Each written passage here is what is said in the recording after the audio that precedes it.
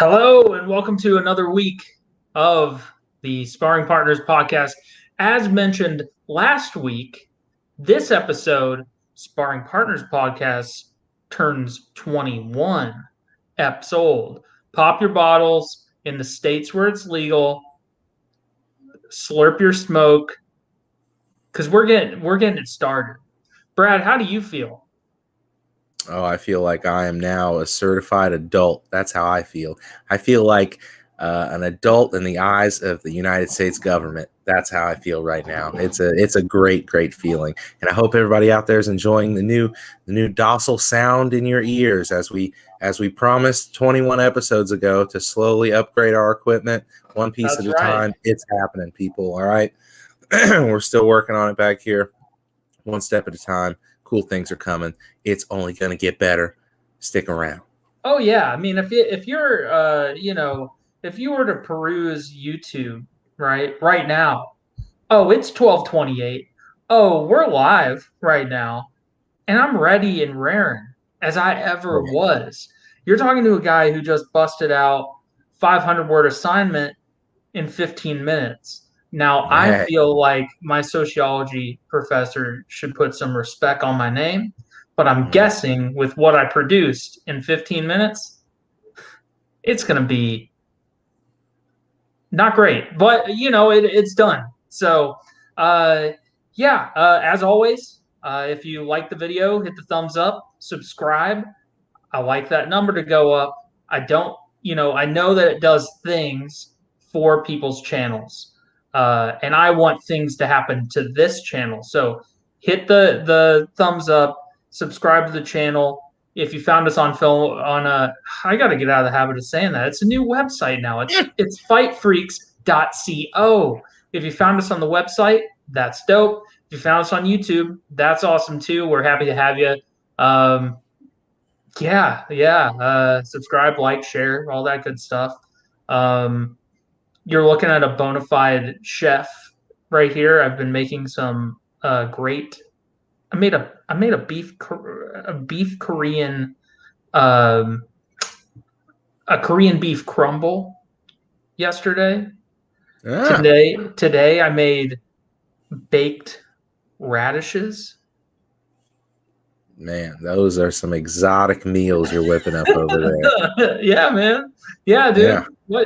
What happens when the girlfriend's away? She's not here to cook mac and cheese. She's not here to cook regular old hamburgers. I got time on my hands, Brad. Where is my mac and cheese and hamburgers? Where are my mac and cheese and hamburgers? Two foods, legitimately, I don't know the last time I had, but my girlfriend's not here to make them either way.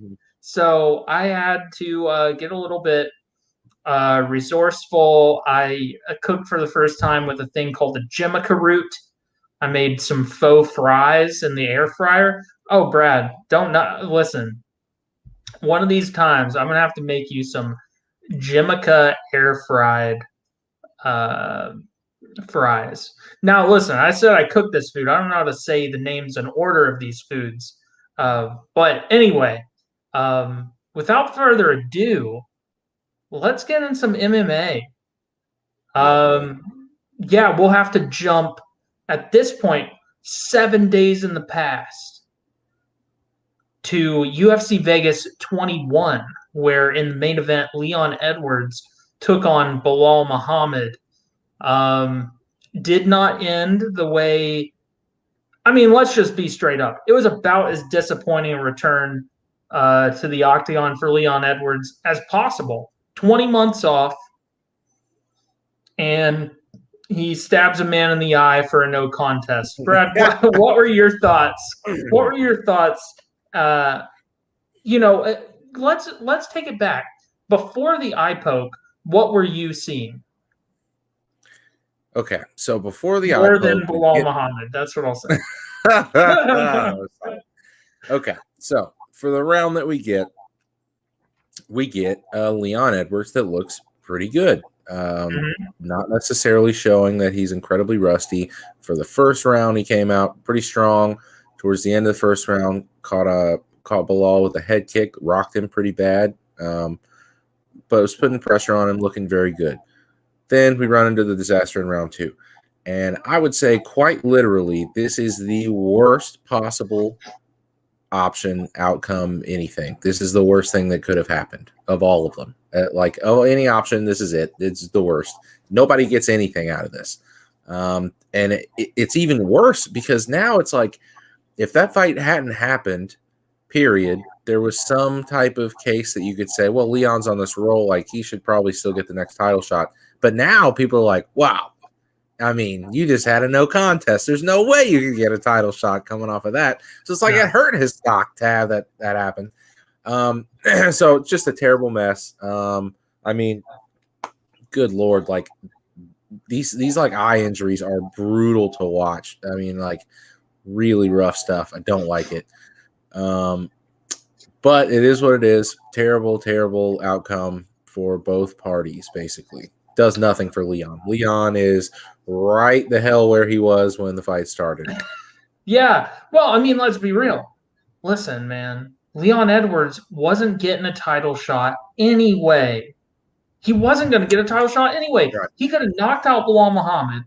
And the most likely course for the welterweight title is that the winner of Uzman Masvidal 2 is going to fight Colby Covington. That is what is going to happen, what was going to happen. It was already written. It's just that Dana White wanted Leon Edwards to play ball. So yeah, man, we've been watching this sport for a while, right? And I've come to a point. I've reached a curmudgeonly age at 28. I'm old in this. I'm old. I've been watching. We have been watching the sport for almost half of its life. You know, it's 28 years old. Is exactly as old as we are. So it's as soon as it became to mainstream relevance, as did we. So it's very fitting. Yeah. And we go very well with this sport. Yeah, and so it's the same discussion over and over. Should the gloves change? What do we do about eye pokes? It's in the same categories of discussion as like, should we change the judging? Like, is the 10-point must system outdated? It's like we have these concerns only for the immediate week following a disaster with one of these hot topics. Should weight cutting be fixed? As Shevchenko is sleeping on the ceremonial weigh-in stage, we're like, maybe we should fix weigh-ins or like weight cutting or whatever, and then you just move past it. So what's going to happen is we're gonna give some shine to Trevor Whitman's brand new glove. We're gonna wax poetic about how great the Pride gloves were and how the Japanese honor prevented people from poking each other in the eye. But genuinely, nothing's going to happen. The UFC isn't. I mean, the UFC, according to the people who have used those gloves from Trevor Whitman, it is unanimous. Like, oh, these are just better. These are just better all around. Like, they would prevent hand injuries. They would prevent eye pokes. You barely have to, according to Gaethje, which that man's a fucking psycho. So who knows? Not in a bad way, in like a very entertaining way. He's like, I only wrap my hands when I have to wear UFC gloves. That's how good they are. But the UFC was not interested because the UFC couldn't. Trevor Whitman didn't want to sell his glove. He just wanted to license the glove to the UFC. That's a contract in which the UFC doesn't win. Therefore, they had no interest anymore in switching gloves. And they won't. They won't switch gloves. I would bet that, dude, genuinely, I think someone will have to get their eye literally poked out before the UFC is just like, whoa, I guess we got. Dude, Bellator fixed their gloves in 2014. I looked it up. Bjorn Rebney fixed Bellator's gloves. That is how low, like, a barrier, like, that's how low a standard of, like, we just need new equipment to, like, stop this from happening. Bjorn Rebney, the leader of that weird, like, fighters union that he was the face of for a second, Right. that guy. Yeah. Yeah, it's and yeah, you're right. Leon Edwards is in no better space than he was before. The only thing to come out of this is Belal almost lost an eye. That's it. Yeah, I know. That's the only thing that happened. It's the only thing that happened. And before we get to some honorable mentions from the card, just some like shout outs and whatever, we'll just go play by play the fallout, right? Statement from Leon Edwards. First, obviously, would like to whoa, okay. His syntax is a mess. First, obviously, would be apologize to Belal Muhammad.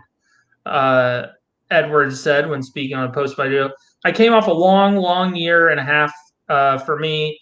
I prepped so hard, upsetting. I wish him well, wish him full recovery. I was going into the fight with the mentality I wanted to fight for the belt next. So now I'm like, what's next? What do I do now? Is it a rematch? Is it someone else? I feel like I deserve a title shot. He mentions that he didn't feel ring rust, which I agree with your breakdown. I didn't feel like he looked rusty. If anything, I think he looked better. He looked stronger and in better shape than I remember him being. Granted, it was 20 months ago, so memory's a little bit spotty. Yeah, so he's still calling. So Edward says, I don't feel I need to fight him again. I only fought him because all the other guys turned me down. The writing on the wall. I was winning the fight clearly, and I don't need to fight him again. I just need to move forward. It basically boils down to do you do an immediate rematch or not? Oh my! Is the question. Do you have them fight each other again? Yes. I say no. What? So you don't. What? No. Okay, listen. I will concede the point that like we saw what was happening. Like we did. It didn't appear in the early goings that it was going to go Belal Muhammad's way, right? Granted, he just got his leg pretty much blasted off 3 weeks prior. He didn't do a camp for Edwards. I think that with both working eyes and an 8-week camp, he does better. He does do better. I'm not gonna go out on a limb and say like, oh, if he was fully prepared, he would win. But I just feel like the way, like, okay, my stance last week on the like, does Petr Yan deserve an immediate rematch with Aljamain Sterling? Of course not. He cheated. He was the one who cheated, right? Yep. Edwards didn't cheat. He threw out a strike. It was just horrible timing, and it wasn't. He wasn't even. You saw it. He was off balancing the way you do when you throw a strike. The arm comes out, and you do that to the counterbalance. Muhammad just ran into it. I don't. If memory serves, he wasn't even necessarily reaching out towards Belal Muhammad. It was just that chambering you do for like a hard kick. Yeah. So I just think that listen, man, Muhammad got done dirty. He almost lost an eye for this. And nothing's going on. Nothing is going on. We've spoken about it. Welterweight is a diva division right now. No one wants to fight anyone, and they're all professional fighters. Belal Muhammad was the only one that was like, yeah, I want to fight. All right, so I agree with most of that, but that end part is specifically the part where mine comes in. My reasoning for them not rematching immediately is a far more bare bones basic reasoning. In you have Belal Muhammad, who basically just had an eyeball gouged out. He should not fight for another year. He should go and get his eyeball fixed and not be fighting anytime soon. He just fought 2 fights back to back and sustained a brutal injury and a fucked up leg. Leon Edwards, on the other hand, he's in rough shape. You're right. he's in rough shape. Leon Edwards, on the other hand, didn't take any damage in that fight and still basically has not fought in like 2 years. And the way that they've kind of thrown together the top of the welterweight division recently, while it's stupid and it's dumb matchmaking, at least things are happening. So in 5 weeks, you'll have a title fight with Usman and Masvidal. You've got Leon Edwards ready to go. Book him in a fight like this week. Leon Edwards, who is still ranked like number 3, needs to fight again, and they need to force a hand somewhere here. He needs to either be fighting a Colby Covington or a Wonderboy Thompson or even a Gilbert Burns. Any one of those 3. I don't care. But he needs to be fighting one of those 3 guys. They need to fight soon in the next, 2 months or so. I would say turn Leon around, have him fight again, because this fight is a whole nothing.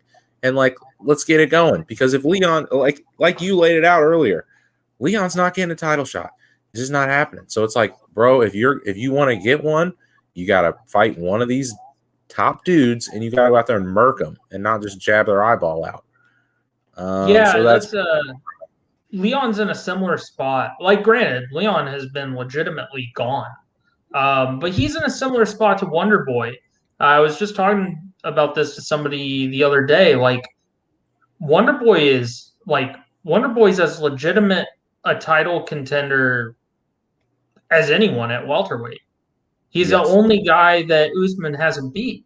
In fact, he said as much when he was criticizing Edwards for calling for a title shot after stabbing Muhammad in the eye. He said, this was his quote. I know Edwards is like, no, man, I want to fight for the title. Come on, dude, you haven't fought. I deserve the title more than you deserve it at this point. I'm just saying, you know what I mean? Come on, guys. I'm the only guy that Uzman hasn't fought. And that's true. And the fact that, that Wonderboy is still, because he's a name. Like, he's a name in the division. When you are referred to as only your nickname regularly, you're a name in the division. That's just a general rule of life. All right. And no one talks about him. So he's a real title threat, and the dudes who know, they know. Edwards is the same way. People would have rather Edwards just stayed gone, because he is a problem, legitimately a problem, because he's not a specialist. Like, he's really good everywhere. He's fantastic everywhere. And I think that, if Muhammad is damaged to the point where doctors need to, examine his eye more closely for a while, then I think the fight that you make is Thompson and Edwards. I think that's a great fight. Although, man, I want to see Wonderboy take on a dude who isn't being avoided by the rest of the division. It's just the fights he gets now. He gets Vicente Luque, and then all the other dudes in the top of the welterweight division are like, oh, Jeff Neal? Nah, I'm not going to fight Jeff Neal. Obviously, I'm not going to fight Jeff Neal. No one knows who he is. He's really good, and no one knows who he is. Obviously, I'm not going to fight him. They call Wonderboy, and he's like, well, I mean, shit, I guess. I'm almost 40, and I need to get it in. So he does. But, welterweight's a mess. It's becoming a little bit clearer. And it turns out that by just not fighting, you just get rewarded. Because, we're calling it right now. Actually, we should make a clip. We should just make a clip right now, pop off on our viewership. Covington gets winner of Masvidal Usman 2. Because that's what's going to happen. We all know that's what's going to happen. and then the rest of the guys can just fight for the scraps and eventually just, fight someone out of like they've run out of people. Let's go ahead before we move on because we got to move on in just a sec. But let's take a look at the rest of the card, and there are some honorable mentions. We're starting with the co-main event. Ryan Spann's back, baby. He took out Misha Serkinov like no one I have seen take out Misha Serkinov. That was brutal. That was brutal. Every shot he landed was absolute ace. What'd you think of Ryan Spann? The dude is huge. He's so Massive. big. So big Massive. for that weight class. Yeah. Bombs. That was brutal. Excellent win. Dan Ige gets the one-hitter quitter. Yeah, on Gavin Tucker. That's a really impressive for the real ones. The real ones know Gavin Tucker is a tough son of a gun. So to take him out like that in 22 seconds is super impressive. And Dan Ige is like right back. He's right back in the mix. Davey Grant with a great stoppage. I thought Manel Kopp got screwed in his split decision loss against Matthias Nicolau. I really thought he took over rounds 2 and 3. The judges didn't see it like that. And then the last one I wanted to talk about was Eric Anders' Darren Stewart. Another illegal knee. Only this time, it was a no contest. I mean, very little difference between this and the bantamweight title bout. Yeah, it all just came down to the ref determining intent or not. What does that mean? Dude, exactly. The MMA's rules are so messed up. They're just so messed up. And again, it's just a circular talk that we do in this freaking wild west sport. Yeah. They're just such a mess. Like a knee to a downed opponent, it's just you just don't do it. You either do it or you don't. That's it. When it's thrown clearly to hit. Like they don't it's not miss. You're not doing high knees towards your opponent as they're getting up and you're like, oh, caught him, sorry. It's like, no, you line them up, you throw a knee. You're throwing a knee to the head. Eric Anders was just beating the hell out of him, was like so close to just getting a legitimate TKO stoppage. And then I wish would have been super impressive over Darren Stewart. Yeah. Blew it. You blew it. You blew it, Eric. Eric, you blew it. Although this is what I'll say too, is that it wasn't like an obliterating knee, like in the bantamweight title fight. Yeah, it was solid enough.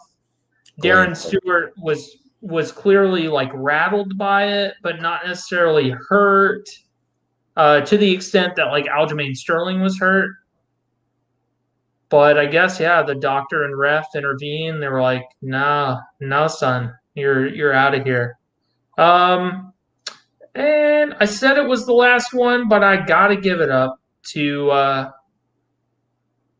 Hani Yahya getting it done against a much younger dude again. And I have it pulled for a link later, but I like where his head's at because Hani Yahya. He fought on the prelims. He has won. Let's see, 1, 2, 3, 4. He's won 4 of his last 6, and he has only lost once in his last 6 bouts. He brought up an idea. He's wanting to do more. He is 36. He's wanting to do more of a senior league thing right now. He was saying in the post-fight, hey, listen, I want to fight Dominic Cruz. I want to fight Uriah Faber. I want stuff like that. He's like, he even threw out the idea like, hey, no one wants to fight Ryan Hall. That's a fight I would move up to 145 pounds for. Sign me up for that. That all just sounds like logical matchmaking to me. Like, Yeah, I know. Yeah, I know. it's cool. Like it could be like just an old person's league, but it also is just like just logical matchmaking at this point. Like these old guys that are. It's kind of strange that 135 has like this crop of older guys that are like they're not quite retired, but they're pushing up to their late 30s, which is kind of weird. We haven't had that. The division hasn't been that old long enough. It's like our first generation of 135 or to retire. Yep. But yeah. I mean, I'm down for any of those fights. You remember actually just not that long ago, they were talking about Ariel mentioned that they were discussing having TJ Dillashaw's return fight be against Uriah Faber. Just Sign trying me up. to do that fight while they had the opportunity, but obviously other things have arose. Yeah. That's that almost seems mean. Yeah. That's I mean, the Uriah was great. California But kid here's does the thing. not. What's mean was bringing Uriah Faber out of retirement to then have him fight Peter Yan and get brutally knocked out and then not fight for another 3 years. You know, this is what I'll say. The matchmaking of him versus Ricky Simone was initially mean, right? Like, ooh, you're gonna have him fight Ricky Simone? Yeah. Then he wins. And they're like, oh my God, this old dog can still use his old tricks. Yeah. That wing and overhand that Uriah Faber's used since like 2007. So yeah, I think I like the idea. We've discussed this on the show before. My favorite fights in MMA, they usually deliver, is getting a couple of dusty old men, throwing them in there, and like dudes who are like 10, 15, 20-year veterans of the sport. They are not explosive enough to just body one another. So you get to see like a real exploration of all the skills they've developed over the course of their MMA career. I love fights like that, and I think that I would rather see Hani Yahya against a fighter like Faber as opposed to Cruz, just Yeah. because I think Cruz would just not in a derogatory way, in like an effective way, still just kind of dance around him Yeah. and pop him and stuff. But a fight against Faber, that sounds fun. Yeah. And then a fight against Hall, get out of here. Anyone, any fight for Hall, literally anyone would be Literally anyone. Yes. Literally anyone. Just fight the guy. Yeah. Listen, I think everyone watched his fight against Gray Maynard, and they were like, "Hold on, wait. So you're saying this guy's gonna beat me, and they're gonna hate my fight? Okay, yeah, I can't sign up for this in good faith. I can't do it." Yeah, we're moving on to. I'm just gonna. This is like a checklist. I got some tabs over on the other window, and I'm just gonna move on to, you know what, Brad? I have to make a request. I'm gonna have to ask you to solo this shit for All just a right. second. I've got a dog that won't shut up. All right. I'm gonna go. I'm gonna go take him to let some steam off All right. because he's Steam just it not off. gonna. He's just not gonna stop. He's a He's not steam gonna. boy. He's not gonna stop. He decided. He's been out 4 times since I've been home, but he's just not gonna stop. So. Brad, if you would, today, when people see this, tonight is Derek Brunson versus Kevin Holland. It's kind of a big step up for Derek Brunson, and once again, can Derek Brunson just can he get a night off from gate duty? Can we just stop it? He needs to get. Listen, he's done checking IDs to get in the door. All right, have him put him up against a dude that's like also like Derek Brunson, but that'll have to wait until after this fight because he welcomes Kevin Holland into the elite. Um, so, Brad, if you would please discuss this matchup for the next few minutes. If you run out of steam, the rest of the card is here too. We got Harry Hunsucker on here. So Hey, everybody loves to talk about Harry. All right, people, you got just me. Let's go with it. All right, so obviously, main event, we have the ultimate gatekeeper in Derek Brunson taking on the surging five-fight. He actually won 5 fights in 7 months last year against increasingly better competition and finishing off against very strong by knocking out Jacare on the ground in brutal fashion with his knees bent backwards. Everyone's seen it. Super impressive stuff. So he then takes on Derek Brunson. Derek Brunson now is locked in so firmly in his gatekeeper status that it's kind of ridiculous. You got to go through Derek Brunson to get to the elite of the elite at middleweight. And Derek Brunson's resume is just ridiculous. He's lost a lot recently, but the losses are against just the elite of the elite. I mean, the people that have had to go through Derek Brunson are anyone that's anyone in the top of the middleweight division. Izzy, the list goes on and on. I don't need to list them. Everybody knows. You got to go through Derek Brunson to get to the top of the division. So this is a big one for Kevin Holland, who's been stepping up. The MMA math it gets a little strange here because you got Derek Brunson, who was knocked out by Jacare twice, and then you have Jacare getting knocked out by Kevin Holland last year. But I would say that's not necessarily the same Jacare of the past because he's gotten older. He made that failed attempt to move up to 205 recently, lost to current champion Blachowicz, actually. So it's a weird spot, right? Nuts and bolts of this thing, it's Kevin Holland hasn't necessarily shown to have much of a wrestling game. He kind of gets taken down, not necessarily with ease, but he definitely gets taken down. So Derek Brunson has strong wrestling, fairly strong wrestling. Sometimes he uses it when he needs to. Other times it doesn't work very well. He tried to implement it against Izzy to failed effect because, as we realized recently, Izzy's takedown defense against the cage, great, but in open space, bad. So Derek Brunson spent the whole fight trying to take him down against the cage, was unsuccessful. But we see now in open space that can be a little different. That's a story for another time. But in his most recent fight against Edmund Shabazian, which is like by far the most recent performance he's had, best performance he's had in recent years, he implemented his wrestling very well. Once he struck with Shabazian until he got tired, and then once he gassed out, wrestled him down to the floor and TKO'd him down there, which was a very, very great win. And in that one, it was also pitched so much of like Derek Brunson, the gatekeeper is Shabazian, this like young up and coming guy training under Ronda Rousey.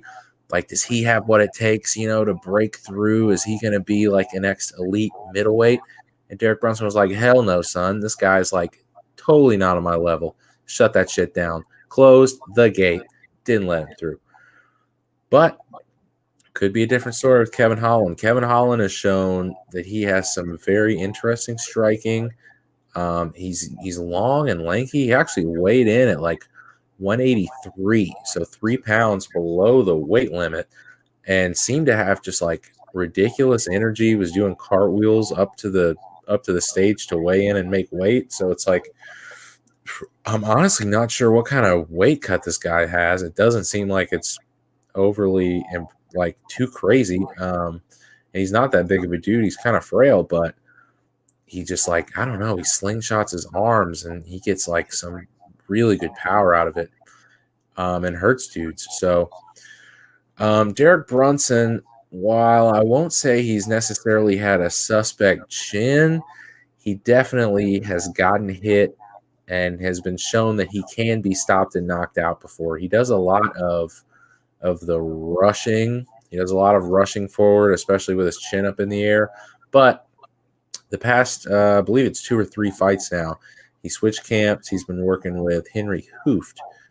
And that's kind of switched up his game a little bit. Henry Hooft has brought him into trying to be more of like a just, less of a rusher. Just kind of dial it back a little bit. Don't always be sprinting on the shit, because he went through a phase where he was just running on the stuff, man. The fight against Robert Whitaker was just ridiculous. They were both just like sprinting at each other.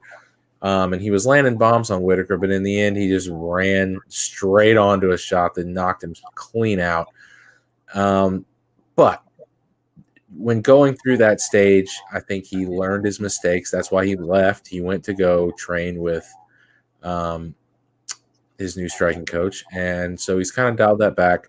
He's doing less of the Russian shit now.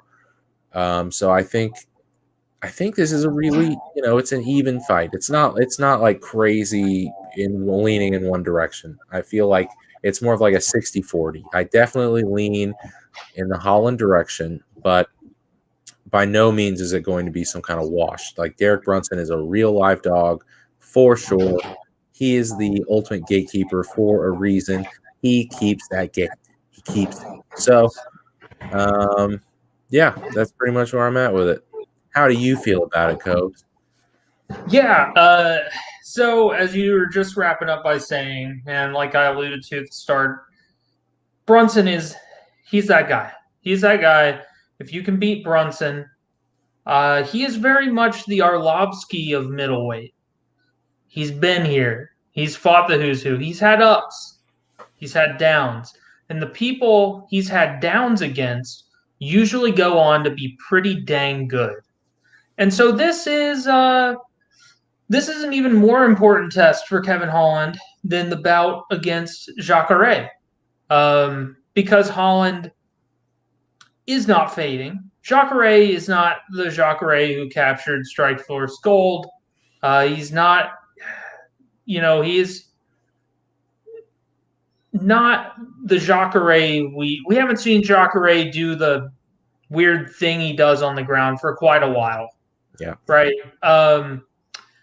Derek Brunson just looked as good as he's ever looked. And while I was coming back in, I heard you talking about he, for the first time in his career, this was a shocking little bit of trivia. He is actually at a training camp now. He's training out of Brunson's MMA and Fitness. It is a gym that he works out of. Jackson Wink as well. He's been associated with. He is riding his own little renaissance. I mean, I think a lot of people wrote him off during that streak between 2016 and 2018, where he lost four of six between 2016 and 2018. And now he's won 3 in a row. He's taken out Elias Theodoro, Ian Heinisch, Edmund Shabazian, all 3 dudes that were on the cusp of being capital G guys at middleweight. And yeah, man, Kevin Holland's gonna have, the easy pick is Holland, just because of how much momentum he has coming into the fight, the skill set we feel he has. Kevin Holland's a guy who's going to touch you up. Like, if he does well in the fight, he's gonna touch your chin a few times and rather hard, which has faltered Brunson in the past.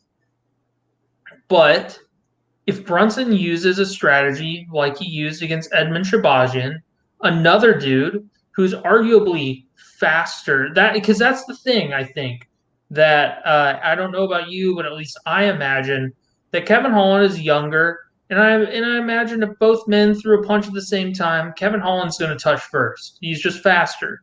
Shabazian is faster as well. The thing about Holland, though, is that he doesn't typically wear down in the way that we saw Shabazian wear down, which was really what allowed Brunson to kind of pull away in that fight and get that finish in the 3rd round. Yeah. So I'm interested to see what style Brunson tries to use, because we've seen people try and just ground just try and be really grindy with Holland. And it doesn't really work that well. It's interesting. Brunson is an underdog in this one for a reason. But as you were saying as I came in, he's live. He's live as any of them on the card. So yeah, there's a little tidbit I threw out earlier. I'll get you a riff on before we roll over. So Kevin Holland weighed in at 183, so 3 pounds below the limit for this fight. So, and then he's full of energy. There's a video of him doing cartwheels up to the scale to weigh in. My question is, what is his walk around weight? I mean, he clearly did not have any type of rough weight cut. He's a skinny guy, so that leads me to believe that his cardio is got to be just on point. I mean, like, I'm thinking this dude is like not. It could potentially like cut to 170 if you wanted to. It's not something that's necessary, but I'm saying like, and 183, that's crazy. 183, like, it's a very unusual thing. So I'm just wondering, like, man, what does he walk around at? I don't think he walks around very heavy at all. But still very excited for the fight. Oh, yeah. And we'll take a look at some highlights for the rest of the card. Gregor Gillespie is making his comeback against Brad Riddle. A really great fight. A couple dudes who, I haven't looked at the UFC rankings lately. Are they in the top 15 officially? Riddell is not, but Gregor Gillespie somehow, after all this time, has held on to the number 15 ranking at lightweight. Yeah. Speaking of rankings, this is kind of like I was doing the predictions for the prelims, finishing them up today. Yeah. And Marion Renault. Mm-hmm. This is like they say that women's bantamweight is thin. Marion Renault is number 9, and she has lost 3 in a row. Yeah. Bro, they just I think not to totally lose because I want to get to the rest of the card. I think Amanda Nunes, they should just give her maternity leave for a year, maybe even a year and a half, and just let the division okay, you guys are fighting for an interim title now. Interim title doesn't mean you're fighting Amanda Nunes. You need to defend the interim title, and the first person to defend the interim title, we bring the lioness out from her dwelling, and maybe you have to defend it 2 times. Sure. And then we bring the lioness out. Yeah. Cheyenne Buys makes her debut after getting a contract on the 2020 season of Contender Series. Adrian Yanez. He is really one to watch. I predict his fight against Gustavo Lopez. That's going to be fun. Max Griffin is back in the action, taking on Kenan Song.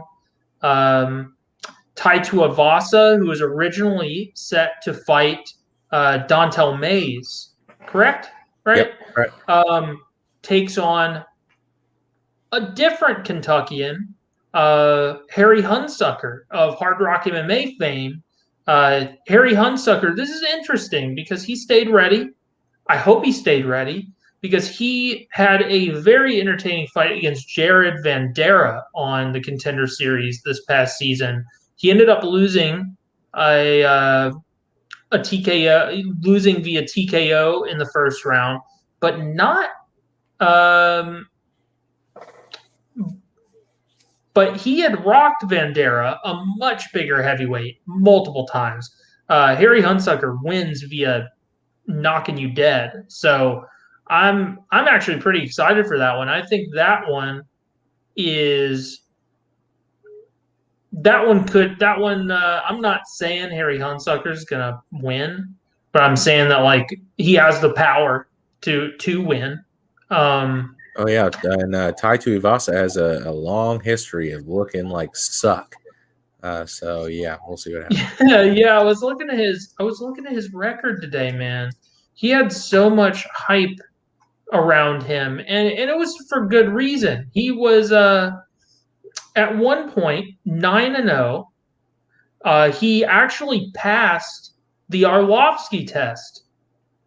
Yeah. He passed the Arlovsky test, but then he lost 3 in a row. JDS. He got finished by JDS.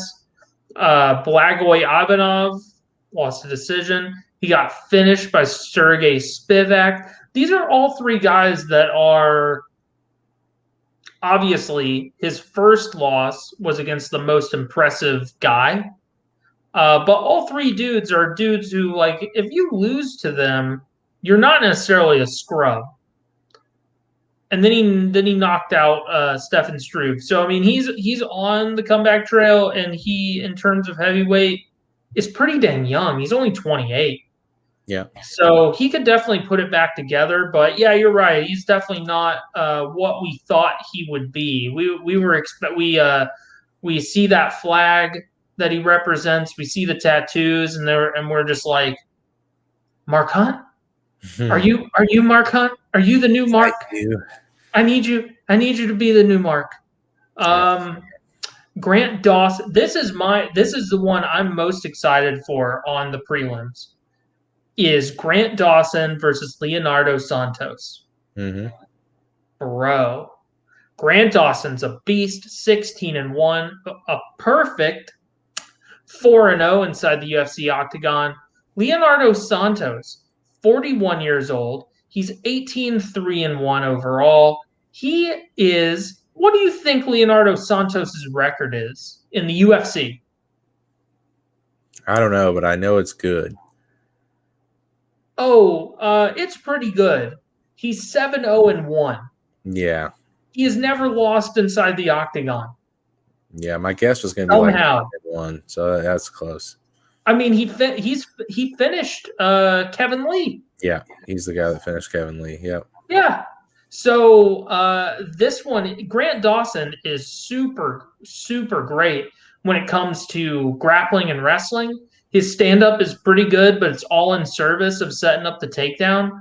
Santos transitioned to MMA because he was, in his words, like looking for a challenge because he had dominated the world championships at lightweight in Brazilian Jiu-Jitsu. And his stand-up has become really good. He only fights. He's been with the UFC. This was another stat that surprised me about Santos. His debut in the UFC was in 2013. But he's only had 7 fights in that time. Yeah, he's very inactive, especially the last bunch of years. He fights. He had a 3-year gap. Yeah. And then he only fought once a year. So he fought Adriano Martins in 2016, took 3 years off, almost, beat Stevie Ray in the first round, and then beat Roman Bogatov, who is an undefeated dude. But anyway, that is my, like, watch this shit. Yeah. Watch it, because it's going to be good. Now, let me take a look at my notes. Oh,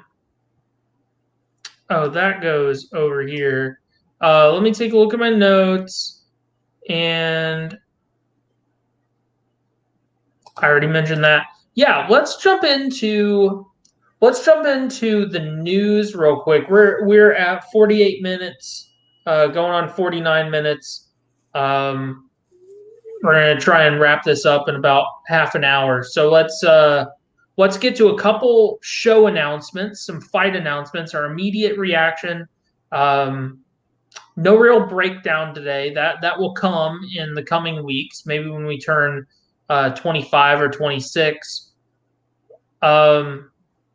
UFC 261 is official.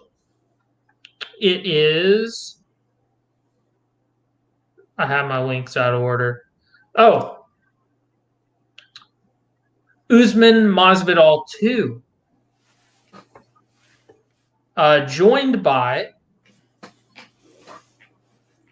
a flyweight title bout between Valentina Shevchenko and Jéssica Andrade. Joined by a strawweight title bout between Zhao.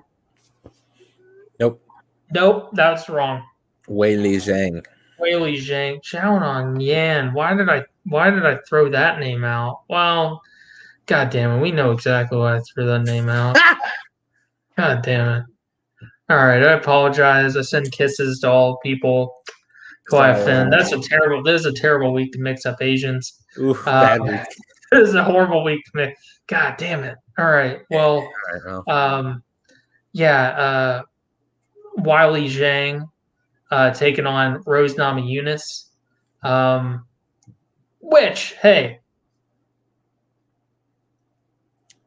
speaking of Asian violence, Weili Zhang brings it. You know what I mean? I do know. So let's get in great transition. So let's get into this thing. This announcement was dumb because for obvious reasons of a hardcore fan. Of those 3 title fights, Weili Zhang and Rose Namajunas is by far the most interesting title fight. Hands down. I cannot wait. That title fight in its own right should have been the main event. The only reason that Uzman and Masvidal were hastily thrown together is because they're in a rush to do this big Florida return pay-per-view with a packed house, and you've got Uzman and Masvidal, who are both from Florida, both have big Florida followings, especially Masvidal, and they're trying to have this big blowout, packed venue, big pay-per-view to sell a million buys. That is the only reason. On its own, if that was not the reason, if we were still just having events at the Apex, Rose Namajunas would main event that pay-per-view against Weili Zhang, and then Shevchenko would be co-main event. So that whole thing is dumb. It's dumb. Yeah, I mean that fight just does absolutely nothing for me. Masvidal has done nothing since. That's what I'm. Yeah, that's why Colby Covington he hasn't done anything. He just that's why 5 rounds. Yeah, and they gave him the title fight again. And my whole thing is, because of that reason, how many pay-per-views do you think this thing sells? So for the record, the first fight headlined a three title fight pay-per-view, and they sold 1.3 million pay-per-views. I don't think this thing even comes close to 1 million because what's the intrigue? In my mind, it's an afterthought. Genuinely, in my mind, that title bout is like a little tacked on bonus.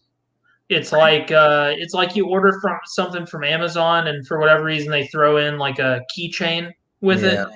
That's how I feel about that. Like no one. I don't know. Like, do the casuals I don't know still who was asking on Masvidal?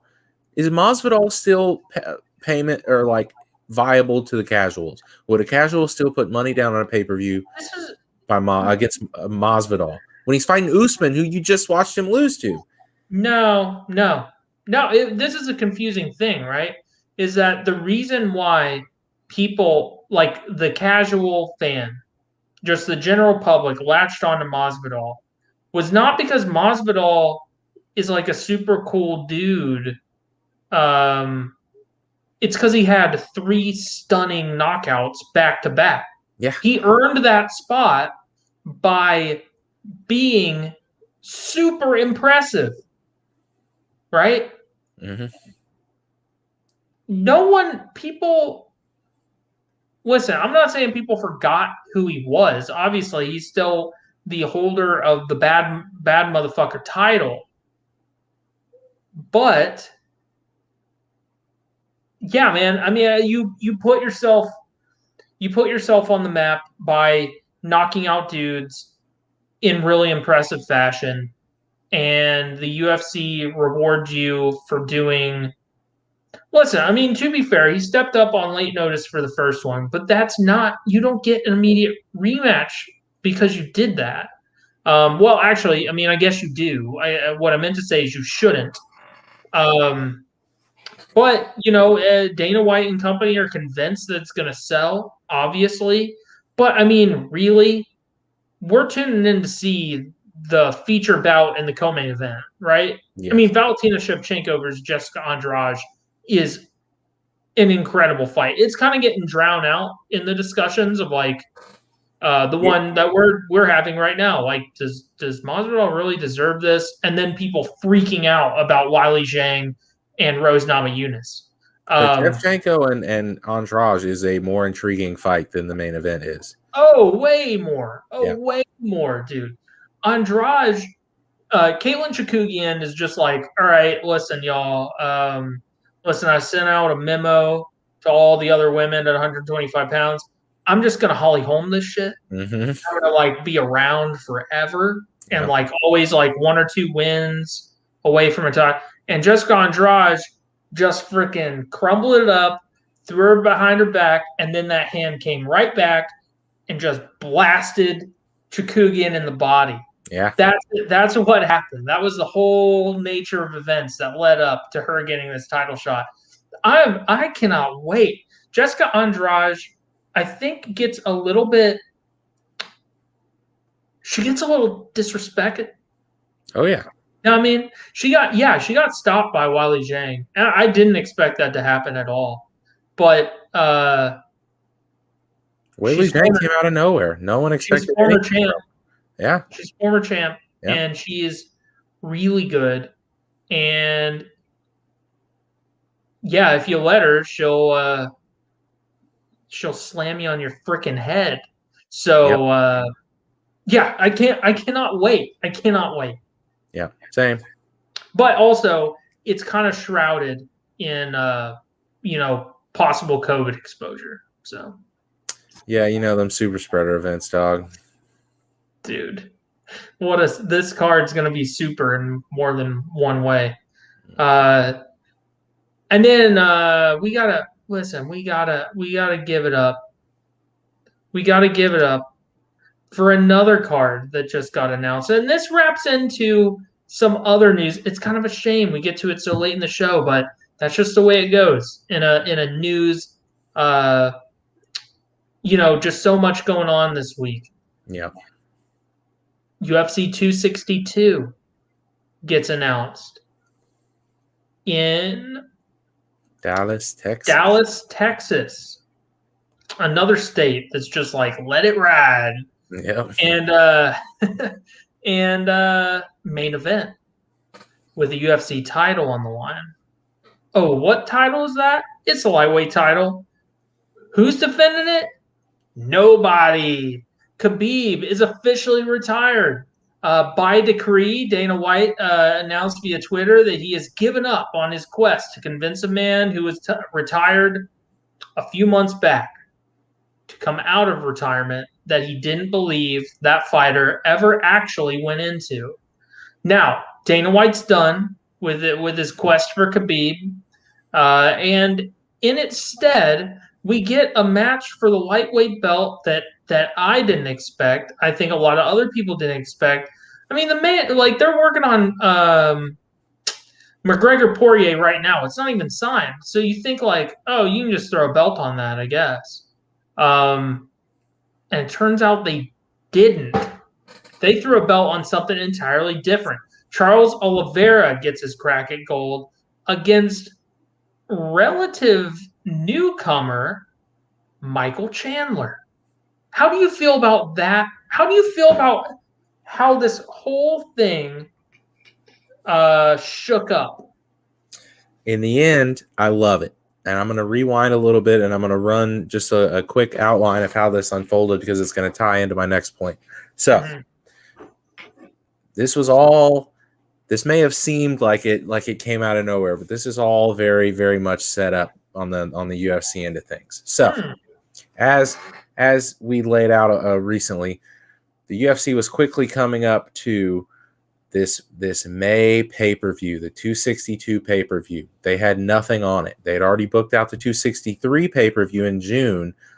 They had no title fights available for this pay-per-view in May.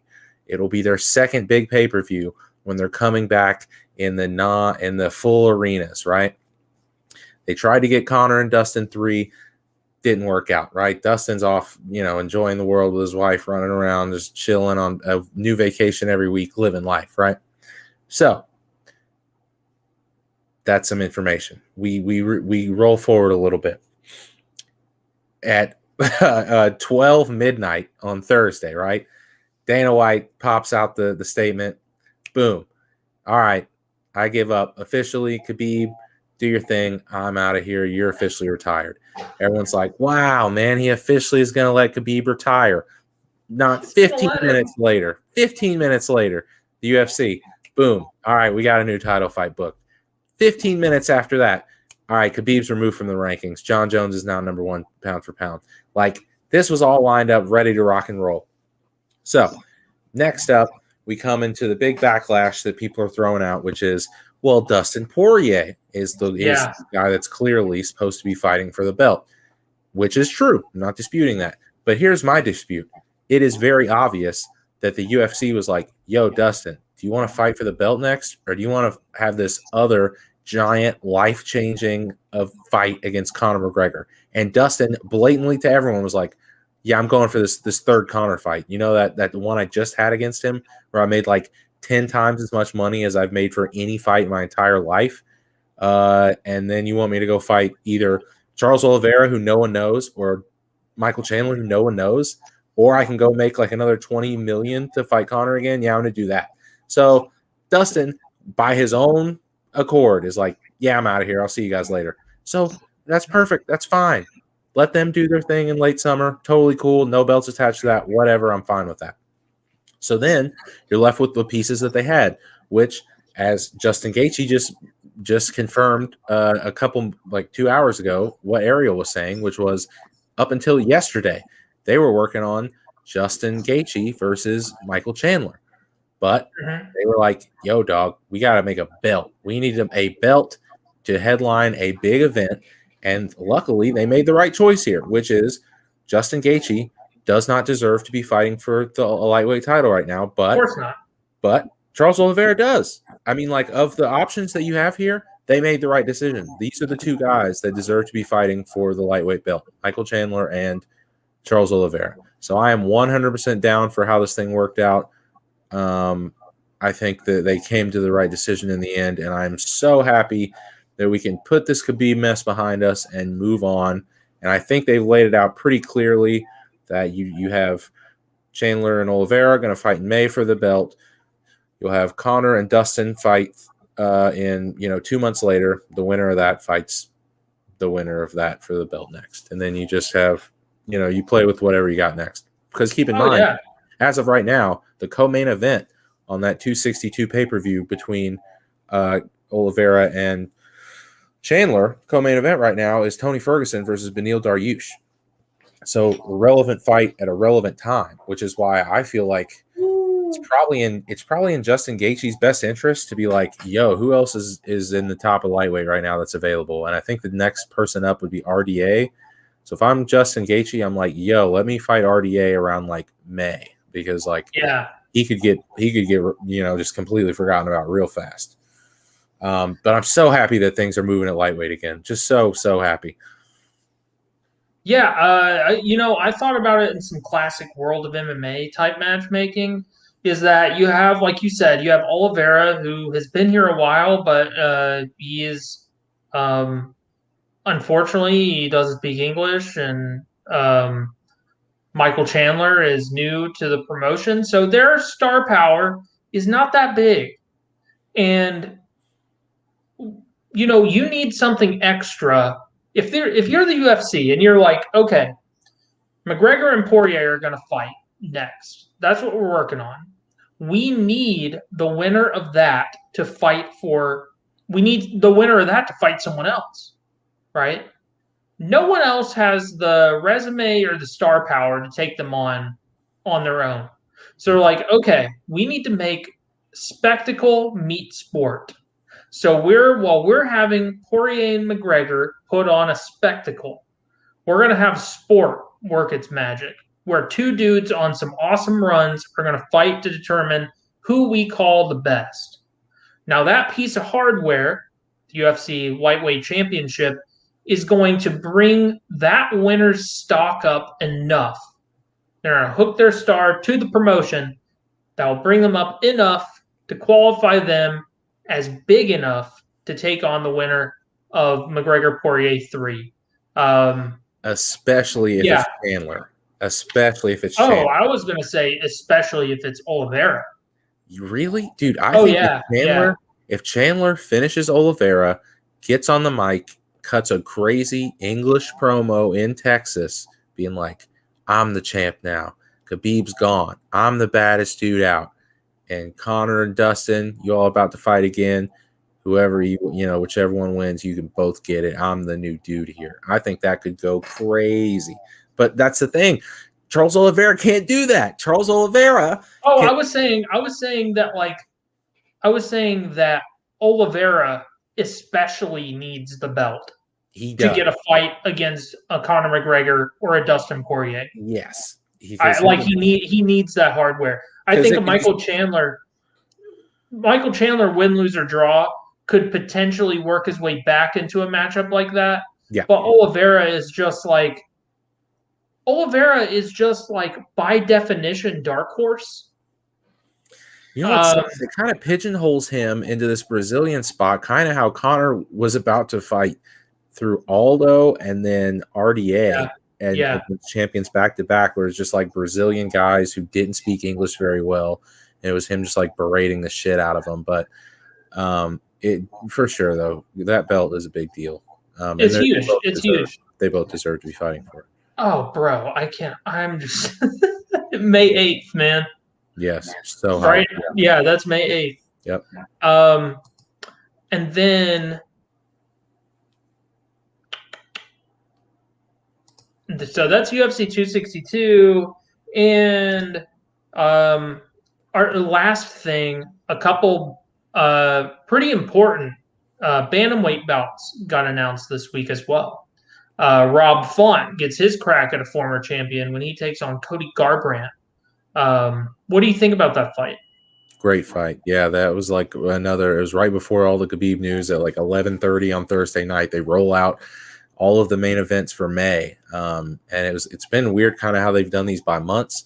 Like last month, February, it was all about the heavyweights. Like every main event for the fight cards was heavyweights. This month, it's been kind of like welterweights. And then next month, it looks like it's all bantamweights. We got the Rob Font and Cody Garbrandt fight. Excellent, great matchmaking. Number 3 versus number 4. I'm very glad that Cody Garbrandt is now staying at 135. That 125 talk was nonsense. Great fight, get him back on track. Love it. And then, a couple weeks later, you got even bigger Sandhagen versus Dillashaw, which is crazy. Yeah. That one has to be your real number 1 contender fight. Yeah, I mean, I can't imagine anyone else. I mean, like Rob Font is on 3. He's won 3 straight. Yeah. Right. This fight kind of seems ready-made to propel him into a fight where, if he wins that one, he's getting a crack at the belt. Yeah. Garbrandt is still, he's 1-3 in his last 4. Yeah. So, but Garbrandt's one of those dudes where I think he could have lost 4 in a row and been 2 wins away from fighting for a title. He gets impressive finishes. When he gets crazy knockouts like that knockout against Sun Sao, you're just like, holy shit. Forget about those last 3 fights where you got knocked out. You just put up like a highlight reel for the rest of your career. So Garbrandt is always going to be 1 knockout highlight away from a title shot.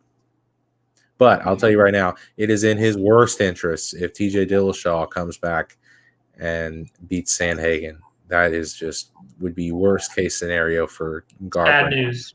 Starting to get his career back on track, and then Dillashaw comes running back in here. But I'll tell you right now, my early predictions are, like we kind of touched on a couple weeks ago, this bantamweight division, this 135 division, is not the same division that Dillashaw left it. It is completely turned over. The top of this division is full of young killers, and I suspect that TJ Dillashaw will not do as well here as he did before. But yeah, can I just give a what are we doing here? This isn't a regular segment, but can I just give a what are we doing here? Please, to MMA fighting? They did a thing. I don't know if it's a regular post where 2 of their contributors two of their staff, Alexander K. Lee and some other bozo. Mm-hmm. Actually, Alexander K. Lee's a smart dude, but I just genuinely can't remember the name of the other guy. They were debating, doing like a written thing where each took a position and wrote a certain bit. Alexander K. Lee took the position that Peter Yan needs to get the next crack at the bantamweight title. Other dude's position, right? You would think the only other position you could possibly take is like, okay, Sandhagen needs to get another crack at the title. He Yeah. needs to get a crack at the title. It's between those two. No, the other guy was like, oh, I think Dillashaw should be the one that's next. Yeah. Like, hold on, wait a minute. What is going on? Did you guys like was the premise like, hey, we need two guys who were last caught cheating. Which one gets a chance at redemption? Yeah, dude. But actually, to move on quickly from that, I have two quotes for the end of this week's show. I like to find the wackiest quotes, the ones that made me laugh out loud. Which one do you want first? Do you want one from Henry Cejudo? Or do you want one from former UFC heavyweight champion Frank Mir? He's made a return this week. Oof, God. Let's go with Mir first. Okay, this one is I'm laughing right now reading this. Okay. This is on MMAfighting.com. Written by Alexander K. Lee. Mm-hmm. Mir holds 14 wins by knockout submission and has been knocked out 10 times, 32 pro fights. When he steps in the ring with two-division boxing champion, he's going for broke. This is a quote. I just really want to make a good showing of myself first and foremost. Look, I'm an example of to my children, and my children are smart. They're phenomenal human beings. If you watch my Instagram, you can see the things they're already doing, my daughter and my sons. I'm an example to them. When I walk out into that ring, my daughter's going to be in my corner. I want to make sure that when I walk out of that ring, my daughter's proud that I'm her father. Now, that was not the part that made me laugh. This was the part that made me laugh. Regardless of how the fight ends, I'm walking out of there with pride. Hopefully, that means me putting my fist through Tarver's ribs and he gets carried out on a stretcher. But if it comes out with an L, he's still probably leaving on a stretcher. I might get unpointed, but I'm making sure everyone knows I was there. So Frank Mir is letting us know. Frank Mir, the man who's carrying MMA on his shoulders, even though no one asked him to, he's letting us know that even if he gets bodied, Tarver's getting carried out too. Yeah, somehow. We don't know. Make it happen. Tarver, I don't think I've ever seen that. So Frank Mir would not only deliver entertainment, pride for his kids and family, he would also offer up a fighting first where the winner gets carried out on a stretcher. Interesting stuff from former champion Frank Mir. Yeah. Now, from Henry Cejudo, Henry Cejudo is interested. He's moved on. He was wanting a fight against Volkanovski, which actually was a fight that, like,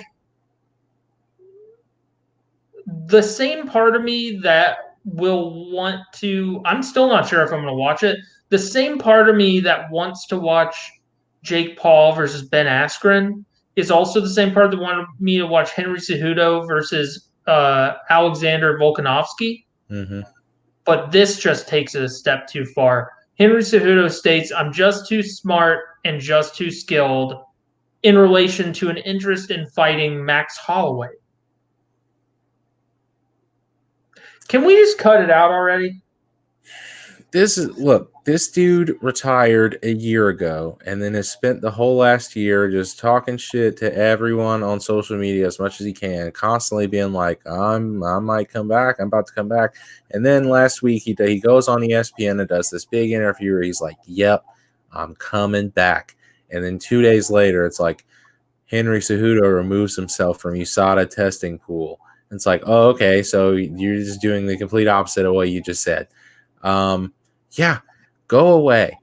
I have absolutely no interest in seeing Henry Cejudo do anything because the bantamweight division and the flyweight division have both completely moved on without him. Like, he was They are forgotten. soaring. They have They are. forgotten about him immediately, both divisions. And people are keeping like, well, maybe like, Cejudo might come back and fight Figueiredo. And I'm like, no, I don't have interest in him fighting anyone in any one of those 3-weight classes. I don't care about Henry Cejudo anymore. Have a nice life. You're out of here. You blew it. Yeah, I am just. He is, he's doing exactly what he wants to do, which is he wants to rile people up and make them talk about him. But at the end of the day, like, he's just become a nuisance. Mm-hmm. As far as like, dude, what do you want to do? Do you want to fight? Do you not want to fight? What do you like? You're over here, you're asking for more money. We all agree the fighters need to get paid more money. But like you Conor McGregor gets more money because it's undeniable that Conor McGregor gets more money. Kamaru Usman just stopped Gilbert Burns. He's going to get more money because it's undeniable he's going to get more money. You get more money by getting more fans by having really impressive performances over a sustained period of time. That's not to say that what Cejudo did wasn't fantastic. I mean, he beat arguably one of the greatest combat athletes ever in Demetrius Johnson. So that right off the bat, done. He beat, as the flyweight champion, beat arguably the greatest bantamweight champion of all time. Done. He defended, he captured his second title, concurrent champ, and defended it while concurrent champ. Done. He did some awesome stuff in the sport. It's just his messaging is all mixed up, dude. It's like he tries to build these rivalries with people. Like he just did the stuff with Aljamain Sterling after Sterling won the belt. Yeah. And it's like no one knows what to take from that. Not all like I don't know what to. Are you posing for pictures? Are you trying to build a fight? You are. It's unfortunate because he did not. I feel like he overestimated the type of like power position he was in when Absolutely. I think he really imagined that like, oh, I'm gonna leave him wanting more. I'm Yeah. gonna leave him wanting more. And the whole MMA community is gonna beg for Triple C to come back to the octagon. Just man, they're gonna be desperate for me to fight again. And it's in turn gonna get me more money. And that unfortunately for him, that's just not how the sport works. Like it's not like Daniel Day-Lewis saying he's retired after Lincoln. Like, no, it's like when a fighter, like in general, I haven't met many MMA fans, if any, that after a fighter is like, yeah, I'm done. For whatever reason, I'm done. Maybe they'll be like, oh man, that sucks. But most MMA fans aren't going to be like, what do I got to do to get you to come back? No. Please, Dana, just get him back. Please. No, it's like we have the same stance that White has most of the time, unless your name is Khabib Nurmagomedov and you're 29-0. And it has something to do with an oath to your mother. At that point, Dana White doesn't trust that you're retired, right? But if it's like health or money or whatever, Dana White's just like, fine, whatever, get out of here. Did you make any sort of binding pact with a family member? So I really need you to stick around.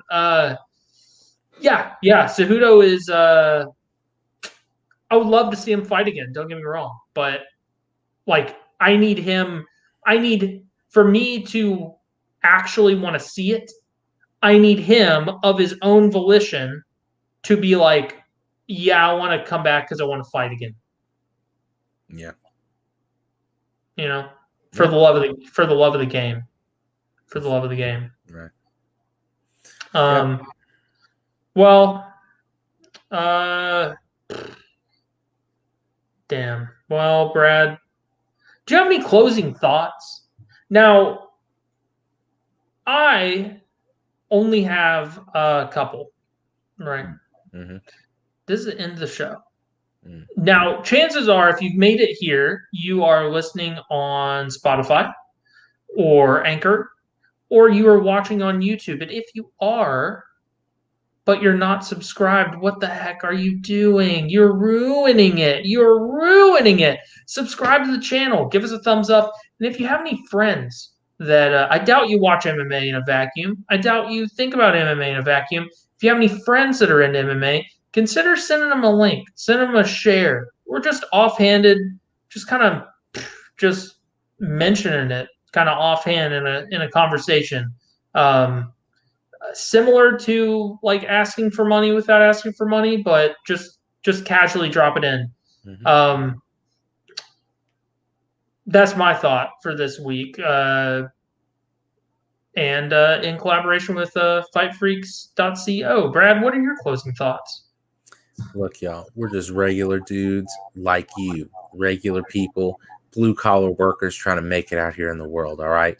And we're fans of MMA and we like talking about it. So if you also happen to be a fan of MMA that likes talking about it, give us a listen and then tell other people who like MMA to listen as well. And then keep doing that until millions of people listen to it. And we appreciate that. Yeah. Yes. Of course. Mm-hmm. Of course. I don't know why that wasn't my closing thought. Now, also, if you comment down below, we'll respond. We will. Yeah, positive or negative. That's true. All right. Well, that's it for this week. As always, my name is Cody McKinley, and I was joined on this episode, as almost every episode, Mr. Brad Jones. Brad, say bye to the people. Bye, people. See y'all next week. Yep. See you next week.